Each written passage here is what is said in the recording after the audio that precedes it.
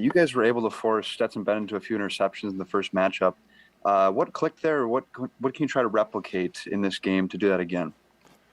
Basically just focusing on staying in our zones, not drifting out of our zones, not breaking too early on the ball, just knowing the right moment to when to break on the ball and staying and trusting what our defensive coach calls. Our next question will come from Ryan Hennessy. Go ahead, Ryan. Jordan, I just asked Will the same question. Just overall, you've been in this game last year. What's a successful season for you guys in your eyes? Uh, Obviously, a successful season would be to finish strong in this game and come out with the natty. But just doing all the things we've done this year and keep improving on our game and play to the Bama standard. Our next question will come from Dan Tortora. Go ahead, Dan.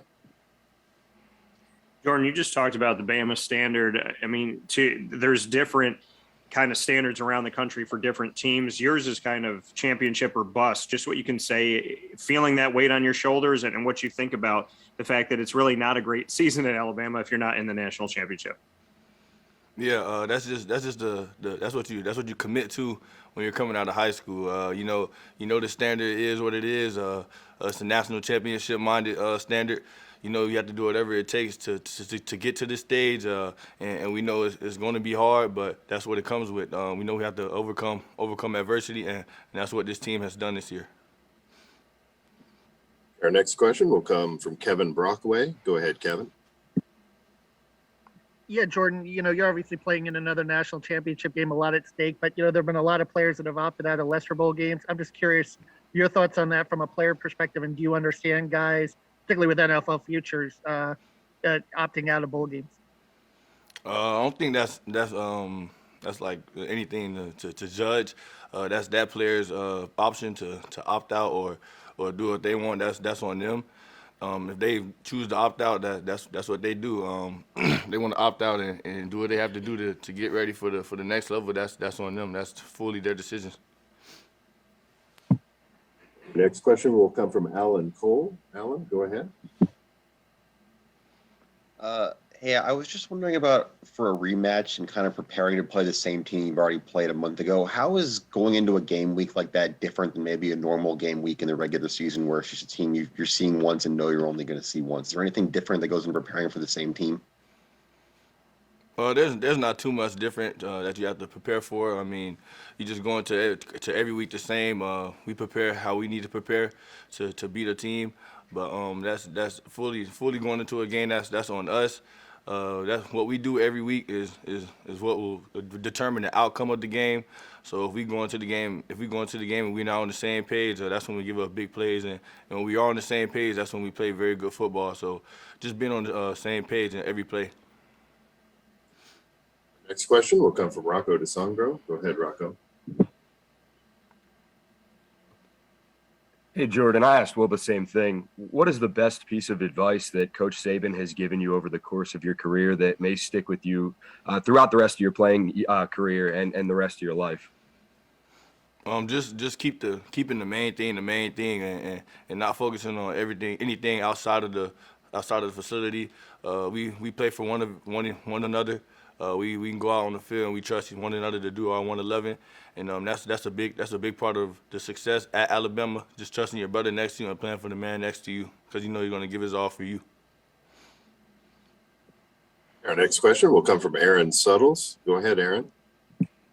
Jordan, last year you got called for targeting, and you could see on the Jumbotron there in Miami that the hurt and the pain that was you wanted to be out there competing with your guys. I wonder if you've thought about that, getting another opportunity to play this year. Have you thought about that this week? Oh yeah, that was the main thing. Getting a chance to play a whole game in the national championship, and I'm grateful and blessed to have the opportunity to play in another national championship, and prayerfully I could play in the whole game this way around, because last year everybody knows what happened. Next question will come from Joe Will. Go ahead, Joe. How has losing Josh Jobe affected the Alabama secondary? I don't think it affected us a lot, but obviously, Josh Jobe is a great player. He's recovering very well. But the guys behind him, like Kool-Aid McKinstry, we got Kyrie Jackson. They stepped up very well. They've been in the filming room every day. They've been upstairs with Coach Villa, getting right and learning the playbook, and they're coming along very well for us. All right, our next question will come from Haley Sutton. Haley?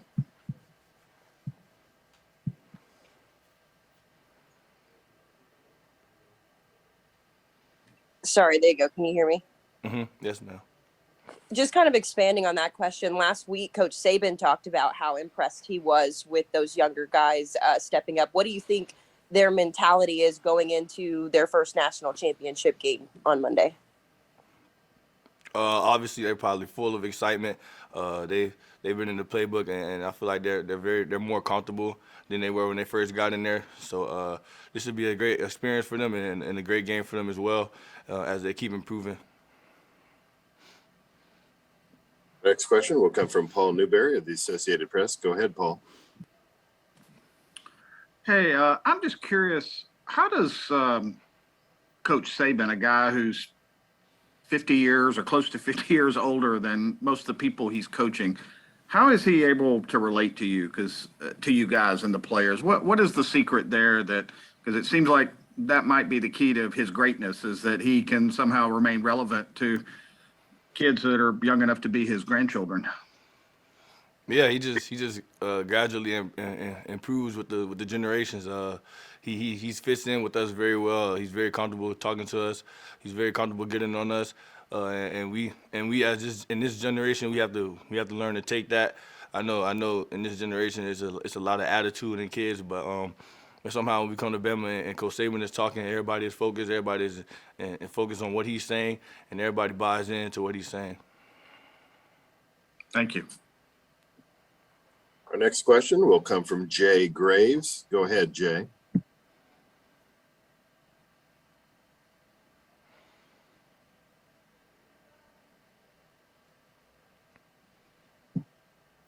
Jay, go ahead with your question.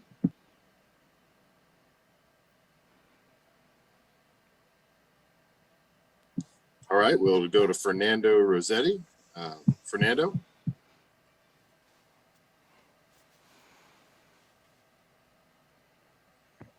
Hello, Jordan.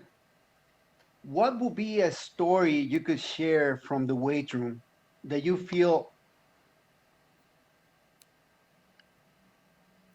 You said it will be a story I can share from where?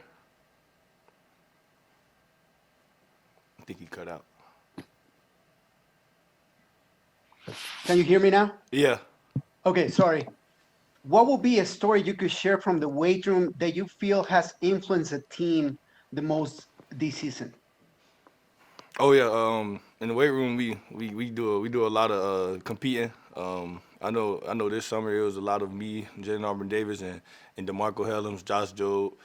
We were competing in the weight room a lot, just having fun working, and I feel like that put us in a good position this year, and that brought us very far this year, and in our athletic ability and our physical ability. So I want to thank those guys and the coaches as well for allowing us to compete in the weight room. Again, if you have a question, use the raise hand function and we will try to get your questions in the time that we have allowed. We'll next go to Mike Rodak. Mike? Jordan, have you ever seen the jacket that Nick Saban was wearing on the plane last night? And just as a South Florida guy, what was it like walking off that plane and feeling that Indianapolis air? Yes, his jacket was very cool. I haven't seen Coach Saban style like that, and to see that he has a little swag, it kind of brings joy to my heart. But yeah, the feeling walking off that plane was very cool. They had the band playing over there for us. They were jamming. They were doing their thing, and it was a little cold in the atmosphere. I'm a Florida guy, so I don't get too much winter weather. So this is a great feeling. We're going to try to go back to Jay Graves. Jay, are you there? Can you hear me? Yes, sir. Go ahead, please. Yes. Jordan, how do you guys as a defense keep from being overly confident walking into a ball game, playing a team that you beat handedly a month ago? Yeah, that's what comes with it. We know we're gonna get every opponent we play best. So we have to come out with a mentality that we want to get their best, and we have to play to our best ability every play, every down, one play at a time, and not focus on the next play. If you mess up on the play, just correct it on the sideline and come back and get better from it. Next question will come from Vedant Gupta. Go ahead, Vedant. Yeah, Jordan, I got an interesting question for you about versatility. So obviously this Alabama defense is versatile, but you are as well with obviously great basketball skills. You know, just last year at the basketball championship game, Mark Vitale won it and then went and played football for the Chiefs. Do you see basketball in your future by any chance, or are you completely focused on football at this point? I am completely focused on football at this point. Basketball is not a thing I'm going to do ever again. I had that ability to play basketball in high school and middle school and elementary school and all those years, but football is the main focus and only focus. And school, of course. Appreciate you. No problem. Okay, we have time for another question or two. If you have a question, use the raise hand function.